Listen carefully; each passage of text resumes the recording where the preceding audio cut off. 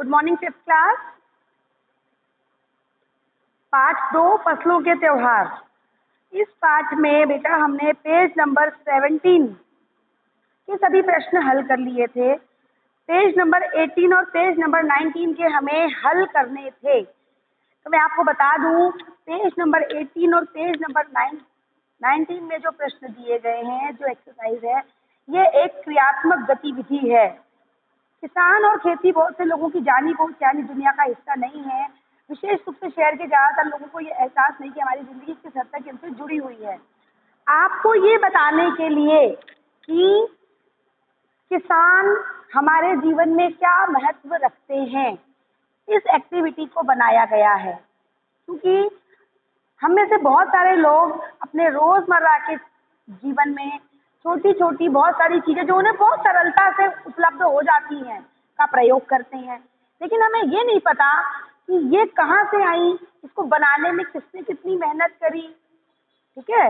और सबसे बड़ी बात है, भारतीय किसान की क्या स्थिति है हमारे जीवन में, क्या रोल है हमारे जीवन में, इसका ज्ञान कराना। तो इसको मैं आपको डिक्टेट करूंगी और आपको अपनी कॉपी पे लिखना है, क्योंकि ये एक एक्टिविटी है, मैं ब्लैक बोर्ड पे नहीं करूंगी। किसान और खेती बहुत से लोगों की जानी पहचानी दुनिया का हिस्सा नहीं है। विशेष रूप से शहर के ज्यादातर लोगों को यह एहसास नहीं कि हमारी जिंदगी किस हद तक इनसे जुड़ी हुई है। देश के कई हिस्सों में आज किसानों को जिंदा रहने के लिए बहुत मेहनत करनी और संघर्ष करना पड़ता है।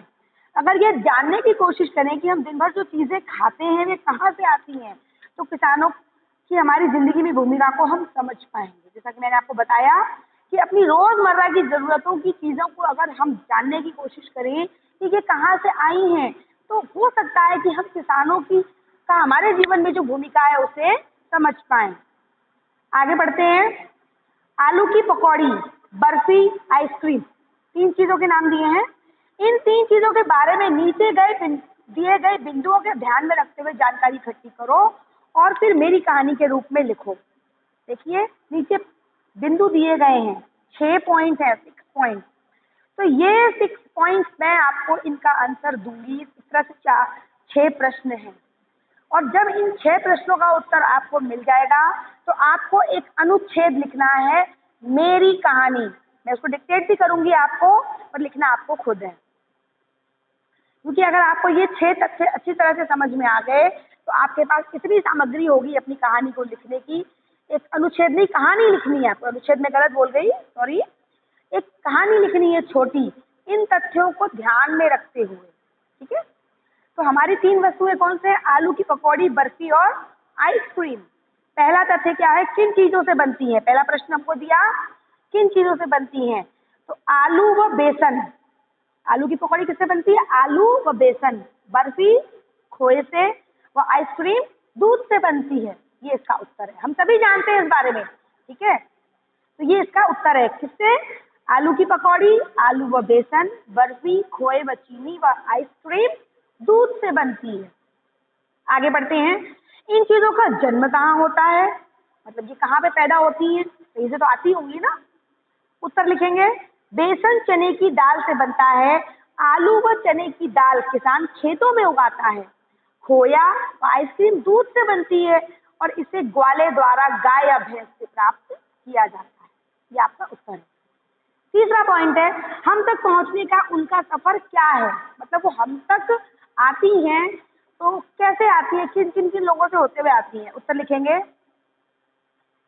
चना, आलू व दूध तीनों ही पहले व्यापारियों को बेच दिया जाता है। ठीक है। किसान जब उगाता है और ग्वाले जब दूध गाय भैंस से प्राप्त करते हैं तो सबसे पहले इसे व्यापारियों को बेच देते हैं। इसके बाद चना बड़ी कंपनियों व आलू बाजारों में पहुंचा दिया जाता है। ऐसे ही दूध ग्वाले द्वारा बड़ी कंपनियों या कभी कभी सीधे हमें ही बेचा जाता है या हम तक आता है। ये आपका तीसरे पॉइंट का उत्तर है। यानी कि क्या उनका सफर होता है, ये सफर हमने इसमें बता दिया। मैं एक बार फिर इसको बोल देती हूँ। चना, आलू व दूध तीनों ही पहले व्यापारियों को बेच दिया जाता है। इसके बाद चना बड़ी कंपनियों को बेच दिया जाता है, आलू बाजारों में पहुंचा दिया जाता है। इसी प्रकार दूध ग्वाले द्वारा बड़ी कंपनियों को या कभी कभी सीधे ही हमें बेचा जाता है। चौथा प्रश्न, किन किन हाथों से होकर हम तक पहुंचती है? मतलब हम तक पहुंचने में किन किन हाथों से होकर ये वस्तुएं गुजरती हैं? अभी तो मार्ग पूछा था, अब रास्ता पूछा है। तो बेसन, खोया व आइसक्रीम कंपनियों के द्वारा बनाई जाती हैं, बाद में ये दुकानदारों के हाथों से होकर हम तक पहुंचती हैं। इस प्रकार किसान, व्यापारी, बड़ी कंपनियां एवं दुकानदारों के हाथों से होकर ये वस्तुएं हम तक पहुंचती हैं। ये आपके चौथे प्रश्न का उत्तर है। छठा प्रश्न, इस पूरे सफर में किन लोगों की कितनी मेहनत लगती है? अब हमने से ये प्रश्न पूछा गया कि जो इस सफर में जिन जिन लोगों से ये वस्तुएं होते हुए हम तक आई, उन सभी की कुछ ना कुछ मेहनत लगी, तो किसकी कितनी लगी, मतलब किसकी कम लगी, किसकी ज्यादा लगी, इस तरह से प्रश्न पूछा गया। तो इसका उत्तर है किसानों और ग्वालों, जो इसके प्रथम उत्पादक हैं, जिन्होंने इसको बनाया, उगाया और या गाय भैंस से प्राप्त किया। मतलब गाय भैंस से सबसे पहले ग्वाला दूध लेता है, फसल को सबसे पहले किसान काटता है, ठीक है। तो जो प्रथम उपभोक्ता है उनको सबसे कम व व्यापारियों और कंपनियों को सबसे ज्यादा लाभ होता है, यानी कि किसानों और ग्वालों को कम एवं व्यापारियों तथा कंपनियों को अपेक्षाकृत अधिक लाभ होता है। ये हमारे पांचवें प्रश्न का उत्तर है। छठा प्रश्न, इन लोगों में से किसको कितना मुनाफा मिलता है?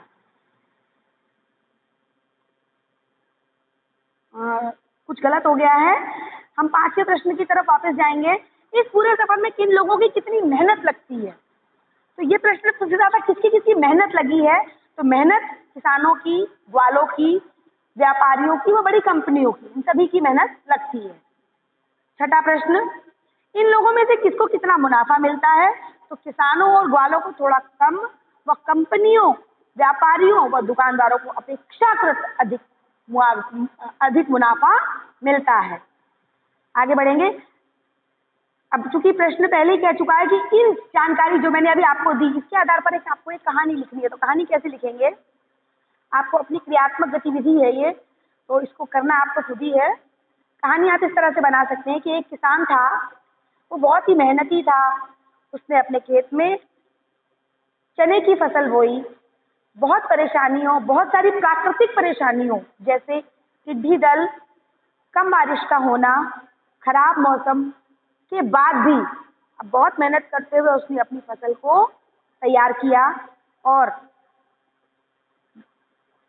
बाजार में जाकर व्यापारी को उसे अपनी फसल बेची। व्यापारी ने बहुत अधिक लाभ लेकर के वही फसल जो उसने किसान से बहुत कम कीमत पे खरीदी थी, बड़ी कंपनी को बेच दी, जिससे व्यापारी को किसान की अपेक्षा बहुत ज्यादा लाभ हुआ। बड़ी कंपनी ने उसी चने की दाल को पीस कर बेसन के रूप में बदलकर अनेक प्रकार की नमकीनों व व्यंजनों को बनाया और बाजार में दुकानदारों को बेच दिया, जिससे उस बड़ी कंपनी को किसान व व्यापारी से भी अपेक्षाकृत बहुत अधिक लाभ प्राप्त हुआ। और अंत में दुकानदारों ने जब उसे बेचा तो अपने द्वारा उत्पादित वस्तु को वही किसान खरीद करके इस्तेमाल करता है और उसे अपनी मेहनत का सही मोल नहीं मिलता। ये बहुत दुविधा है उस किसान की, और इसे समझना हमारे समाज के लिए बहुत जरूरी है। वो किसान बहुत दुखी है, वो इतनी मेहनत करता है और आज उसकी मेहनत का फायदा अन्य अन्य लोगों को तो मिलता है, पर वो बहुत ही कष्ट में अपना जीवन बिताता है। जैसे आप कहानी, आप इसमें और भी तथ्य जोड़ सकते हैं, किसान का नाम दे सकते हैं, किसान के बच्चों का नाम दे सकते हैं, बहुत सारे तथ्य। ये आपकी क्रियात्मक गतिविधि है। मैंने मोटे मोटे, मैंने कहानी नहीं दी आपको, मैंने तो एक फॉर्मेट बना के आपको दिया है, कहानी आपको बनानी है, ठीक है। जब शैतानी करते हैं तो क्लास में कहानी बनाते हैं ना, अभी आपको किसान की कहानी बनानी है और कहानी को शीर्षक भी देना है, और ये आपका क्रियात्मक गतिविधि है। आगे बढ़ते हैं। गया शहर तिलकुट के लिए प्रसिद्ध है। हमारे देश में छोटी बड़ी ऐसी जगह है जो अपने खास पकवान के लिए मशहूर हैं। अपने परिवार के लोगों से पता करके उनके बारे में बताओ। ये प्रश्न आपको स्वयं करना है। कैसे करना है मैं आपको बताऊं। आपके आगरा शहर में क्या खाने की चीज प्रसिद्ध है? आंख बंद करके कोई भी जवाब दे सकता है इसका। जानते हैं ना, पेठा और नमकीन। इसी तरह से हर शहर से कोई ना कोई ऐसी खाने की विशेष चीज होती है जो प्रसिद्ध होती है। तो आपको अपने घर के बड़े लोगों से बात करते हुए इस बात की जानकारी, कम से कम ऐसी 10 चीज़ों की लिस्ट बनानी है जो किसी शहर विशेष के नाम से प्रसिद्ध है। ठीक है, आगे बढ़ते हैं। इसके आगे क्या दिया है, पिछले 2 वर्षों में तुमने काम वाले शब्दों के बारे में पढ़ा होगा। ठीक है, क्लास 5 मैं क्रिया के बारे में आपको बता चुकी हूँ, क्लास 4 में भी मैंने बताया था। क्रिया किसे कहते हैं, क्रिया क्या है, काम वाले शब्द क्या हैं, ऐसे शब्द जिनसे किसी काम के होने का पता चलता है, जैसे बैठना, उठना, चलना, रोना, ये सारे काम हैं। और इनसे जब आपको किसी काम के होने का पता चलता है तो इन शब्दों को हम क्या कहते हैं, क्रिया या काम वाले शब्द। अब इन्होंने आगे एक गतिविधि दी है, उसमें खिचड़ी बना, पहले तो कुछ क्रिया शब्द दिए हैं, देखिए हेल्प बॉक्स में, छौंकना, पीसना, पकाना, धोना, परोसना, भूनना। इन शब्दों को, ये जो विधि दी हुई है खिचड़ी बंगाली खिचड़ी बनाने की, इसमें कुछ फिल इन द ब्लैंक्स हैं।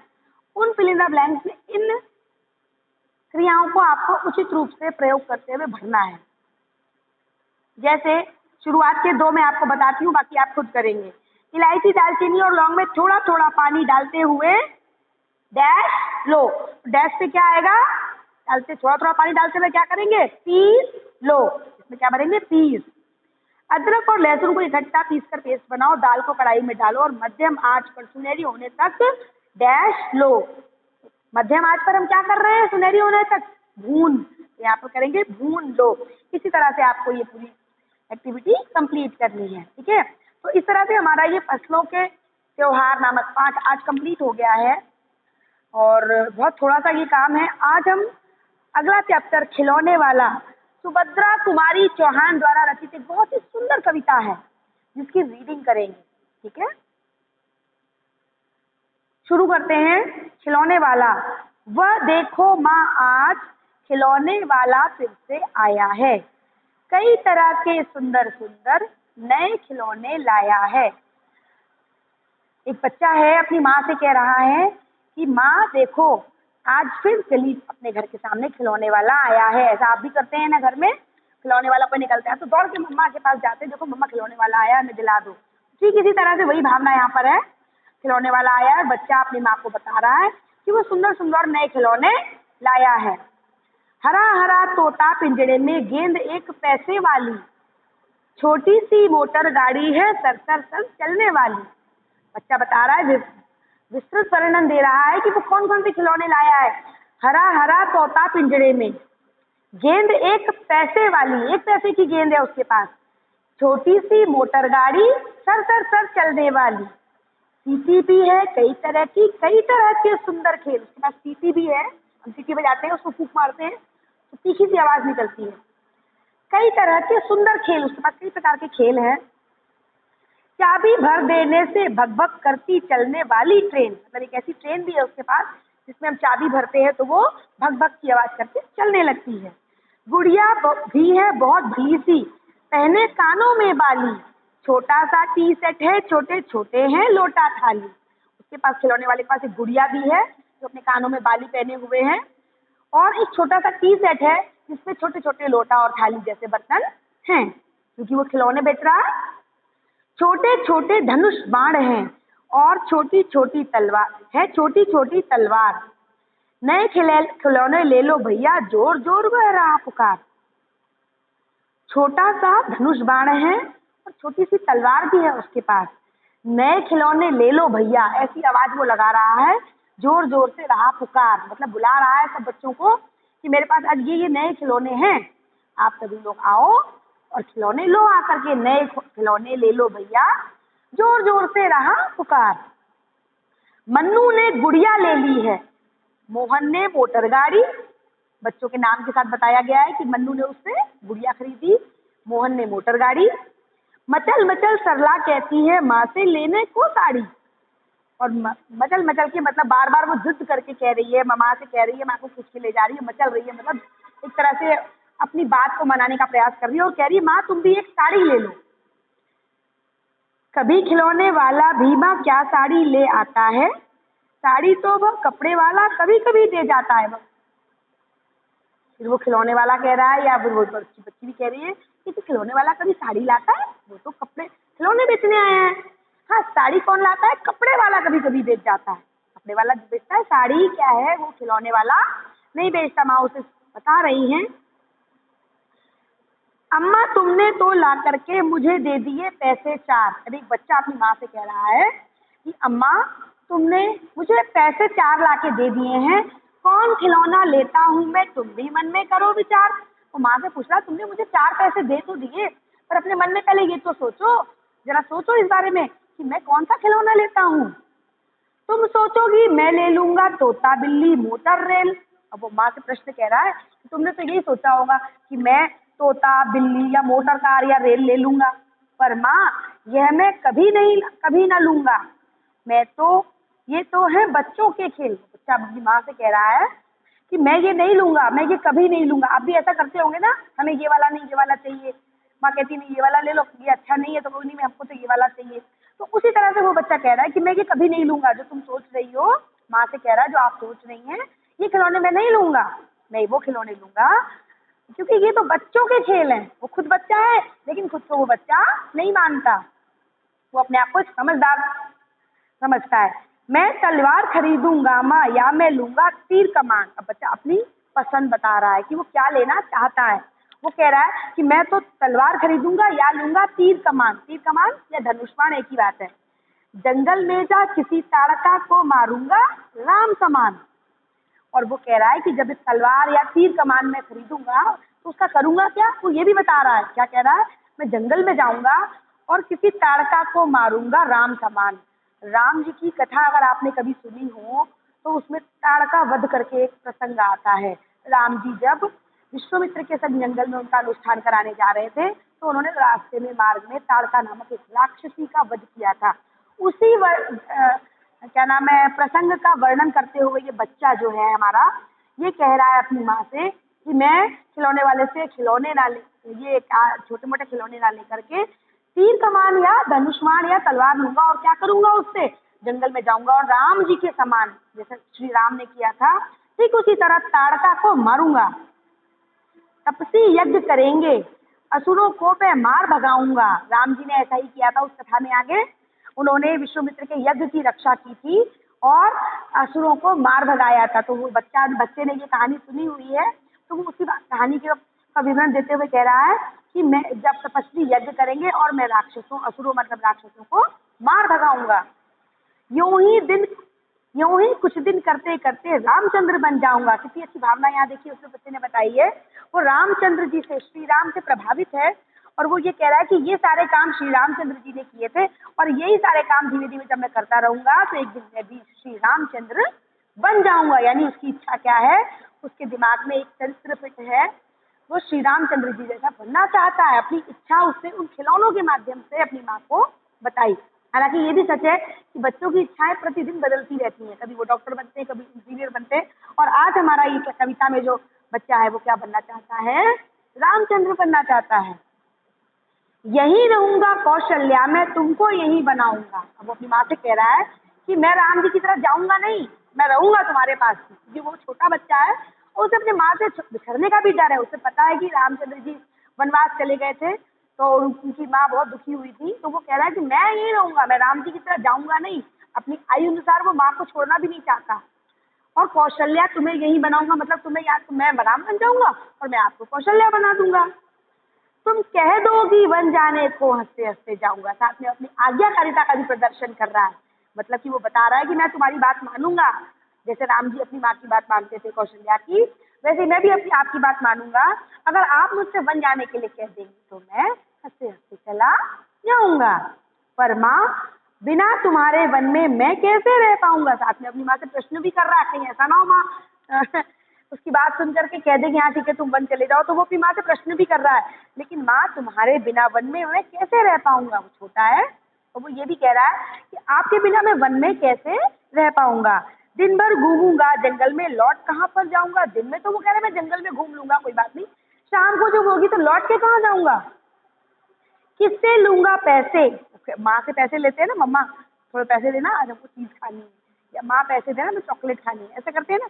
तो वो कह रहे माँ जंगल में मैं किससे पैसे लूंगा, रूठूंगा, किससे गुस्सा हो जाऊंगा, तो कौन मना लेगा, और मैं रूठूंगा तो और रूठ भी गया मान लो तो मुझे मनाएगा वहां पे कौन, कौन प्यार से बिठा गोद में मनचाही चीजें देगा।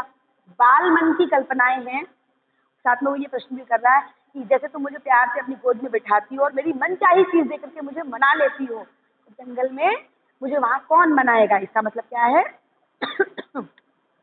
वो ये माँ से ये बताने का प्रयास कर रहा है कि कह तो रहा है बच्चा कि मुझे भेज देना, मैं चला जाऊंगा, लेकिन साथ में ये भी बता रहा है कि मुझे तुम्हारी याद आएगी और मैं तुम्हें मिस करूंगा तुम्हें, तो ऐसा आप मुझे जंगल में जाने के लिए न कहें।